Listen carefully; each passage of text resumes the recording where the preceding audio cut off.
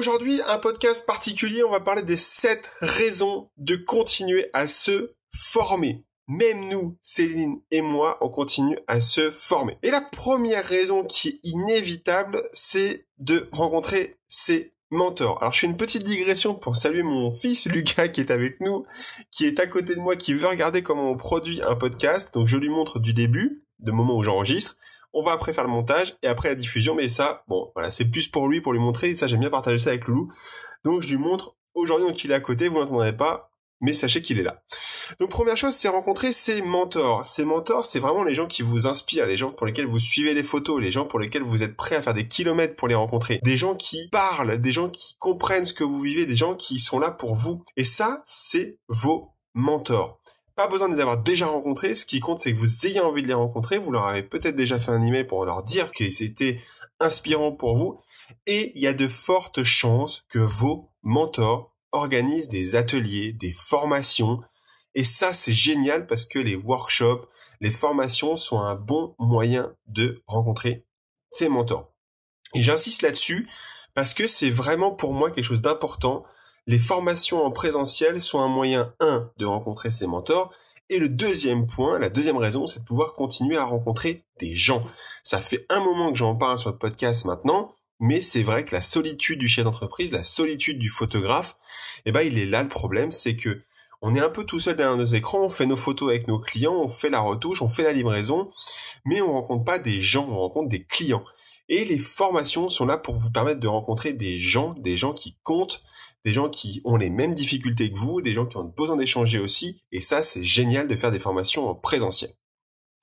Et c'est vrai qu'il y a deux types de formations, il y a vraiment la formation présentielle, donc celle dont je parle aujourd'hui, et ça ne sera que le sujet de là, ou les formations dites sur Internet ou avec des vidéos, ça c'est du e-learning, c'est très bien, c'est du massive learning, il n'y a pas de problème là-dessus, mais le seul truc, c'est qu'un groupe Facebook, une page Facebook, un mailing, ça n'a jamais pour moi remplacé le contact humain. Et ça, c'est ce que j'adore dans une formation, soit que je peux dispenser à des élèves, soit que je peux recevoir en tant que formé, c'est de pouvoir rencontrer de l'humain. Et ça, j'adore.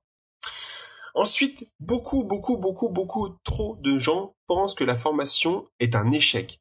Ça, c'est pas vrai. Il faut arrêter. La formation n'est pas un échec, mais une évolution de votre pratique. C'est très simple. Si vous avez besoin de progresser dans un domaine, que ça soit du marketing, de la communication, de la photographie de paysage, de la photographie de portrait, c'est pas grave d'aller en formation.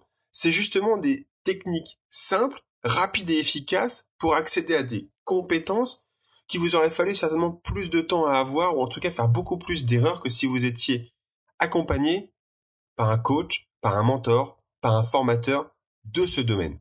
D'accord ? Donc non, la formation n'est pas un échec, mais une évolution de votre pratique. Je vous cache pas qu'avec Céline, on se forme tous les ans. On va, c'est vrai, nous, un peu plus régulièrement aux États-Unis pour rencontrer nos mentors, d'accord ?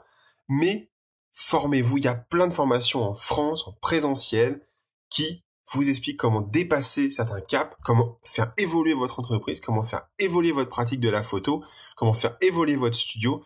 Et ça passe par la formation pour gagner en temps et aussi du coup en argent. Ces échanges qu'on va faire, ces échanges informels, c'est-à-dire aux pauses café, aux pauses petit-déj, au repas du matin, au repas du midi, au repas du soir, ça va vous permettre de faire des échanges autour de la pratique de la profession de photographe. Et ça, il n'y a pas de débat, il n'y a aucun autre moyen d'échanger sur notre métier qu'en présentiel. Les pages Facebook, les groupes Facebook, je suis désolé, c'est très bien pour poser une question, poser une problématique, mais en aucun cas pour parler des sujets de fond en échange en one-to-one, d'accord, sur la pratique de notre profession et plus généralement de la pratique de la photographie dans notre profession. 6e point qui, pour moi, j'adore, parce que c'est un peu le moment où on n'est pas d'accord, c'est confronter ses idées et sa vision de la profession. Dans notre profession qui est la photographie, vous avez des créatifs, d'accord ? Ça, c'est des gens qui vont vouloir être hyper perfectionnistes sur l'éclairage, le post-prod, mais qui vont finalement travailler beaucoup plus de temps en post-prod qu'à la prise de vue. Et il y a les chefs d'entreprise qui sont là pour gagner de l'argent. J'ai pas honte de le dire, et ça je pense que vous l'avez compris. Un chef d'entreprise, il est là pour faire vivre sa structure et les gens qui l'hébergent. Ça peut être ses enfants, comme Lucas avec moi aujourd'hui, Léa, ma fille, ou Céline qui participe évidemment au développement d'entreprise. Et ça, c'est des moments aussi dans ces échanges informels, au petit-déj, au café, au repas, surtout souvent le soir, où on peut confronter ses idées et sa vision de la profession, d'accord? Ça change par rapport au point d'avant qui était sa pratique, là c'est sa vision, d'accord? Où est-ce qu'on va? Comment le métier évolue? Est-ce que finalement vraiment la photographie est morte? Là, un message sur lequel je ne suis pas du tout d'accord. Et tu vois, je vais vous prendre un exemple. L'autre fois, j'étais en atelier formation, et il y a un photographe qui me dit, je vais vous prendre un cas concret, ouais, ça va être génial ça.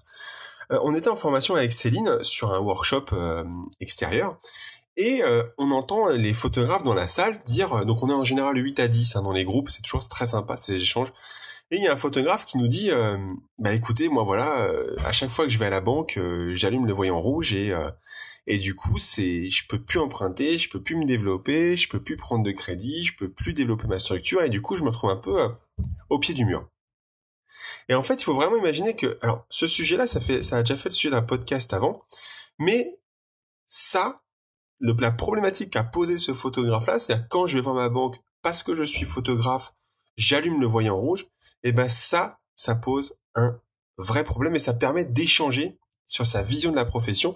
Et là, pour le coup, bah, nous, c'est Céline et moi qui avons intervenu parce que on lui a expliqué comment on fonctionnait avec notre banque et on lui a expliqué que nous, on n'allumait aucun voyant auprès de la banque parce qu'on avait, entre guillemets, prouvé notre valeur. Et donc, on a échangé un petit peu là-dessus et du coup, il était retourné voir sa banque avec les bons arguments et ça s'est très bien passé. Donc, vraiment, les idées les workshops, les formations présentielles permettent de confronter ses idées et sa vision. Septième et dernier point qui est hyper important pour moi, c'est évidemment la progression. Ces ateliers sont là pour vous faire gagner du temps. D'accord? Je vais vous prendre un exemple. Je vais vous prendre un exemple d'un atelier que j'organise ici au studio. Vous inquiétez pas, j'essaie pas de vous le vendre à la fin du podcast. C'est un atelier que j'organise pour que les photographes puissent développer leur communication et leur marketing. D'accord? Le but, c'est que moi, ça fait 4 ans que j'ai fait beaucoup d'erreurs sur des techniques, sur trop de publications, pas assez de publications, trop de réseaux, pas assez de réseaux. Et c'est vrai que j'ai fait pas mal d'erreurs pendant ces 4 ans, ce qui m'ont permis de capitaliser un peu sur mes problématiques. Et un jour ou l'autre, bah, avec Céline, il a fallu que ça décolle, il a fallu qu'on fasse une synthèse de ces problèmes et qu'on trouve des solutions à ces problèmes. Chose qu'on a faite il y a 2 ans. Et aujourd'hui, depuis quelques mois, je suis apte à transmettre les erreurs qu'on a faites, que je vois que d'autres photographes font, et plutôt que de leur faire perdre du temps, je préfère qu'ils viennent me voir, qu'ils se forment avec nous, et que je leur explique 4 ans de galère en 4 jours, d'accord, pour pas qu'ils fassent ces erreurs-là et qu'ils gagnent du temps. Et c'est ça, hein, l'aspect du workshop et de la formation, c'est vraiment de pouvoir, en un cycle très court, quelques jours de formation, pouvoir gagner beaucoup de temps. Et ça, c'est génial. Et ça, en France, on a beaucoup de chance, mais ça, on en parlera dans un prochain épisode. C'est vraiment la faculté de pouvoir progresser avec ses mentors lors de formations sympathiques en présentiel pour rapidement passer des étapes dans son développement commercial, communication, pratique de la photo. Voilà pour le podcast d'aujourd'hui, je pense qu'il sera plus long que d'habitude. Hein. Vraiment, je voulais voir ces 7 raisons de continuer à se former en tant que photographe cette fois. Et dans le prochain épisode, on parlera des aides en France qu'on a pour se former en tant que photographe pro.